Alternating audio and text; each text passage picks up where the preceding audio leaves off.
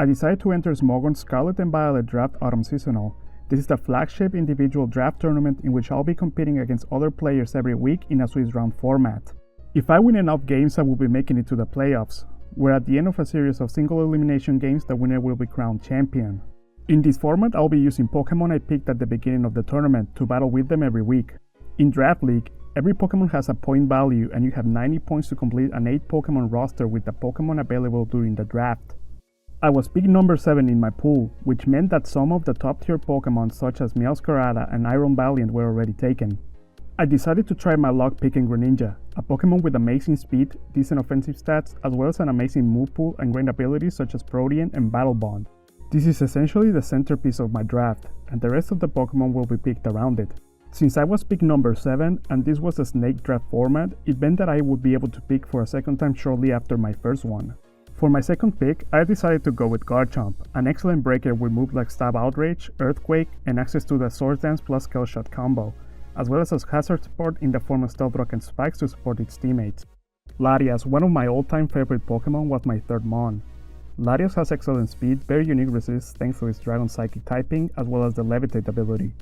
On the other hand, Latias offers amazing offensive support with moves like Draco Meteor, Psychic, and its amazing offensive coverage with moves like Aura Sphere. Not to mention the strong utility moves like Trick and Healing Wish.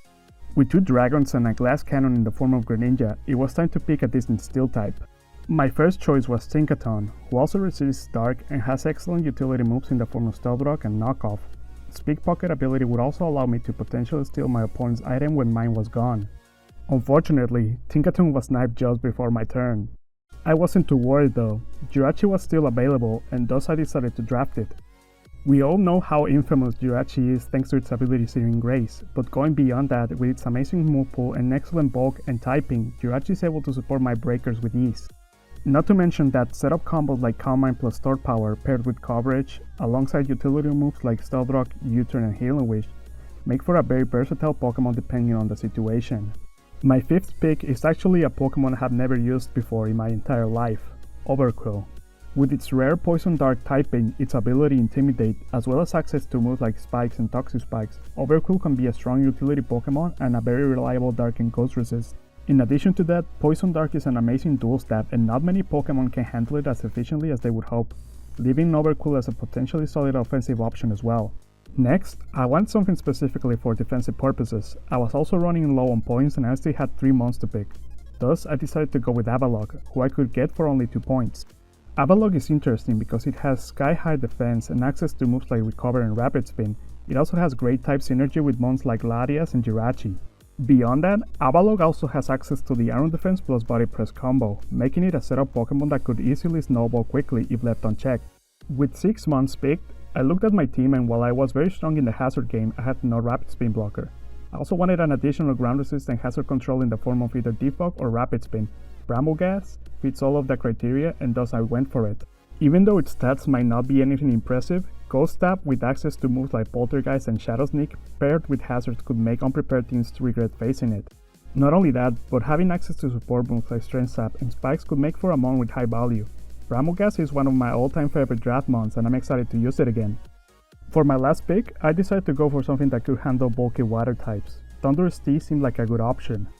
With a very high special attack stat as well as access to moves like Knockoff, Taunt and U-Turn, it could make for a very annoying mon even against Pokemon that can switch into its electric attacks. With this last pick, the stage was set. Now I just needed to pick my Terra Captains. In the Smogon format, you have access to 2 to 3 Terra Captains, granted you can actually afford them. In my case, I went with Greninja since it was the centerpiece of my draft from the start.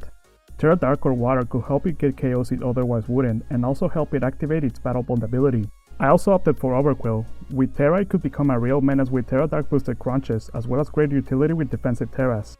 Avalok was my last Terra Captain. With access to Recover it could become a wall with versatile typing, and with moves like Iron Defense plus Body Press, it could also become a sweeping option down the line. My team ended up being exactly what I was hoping for.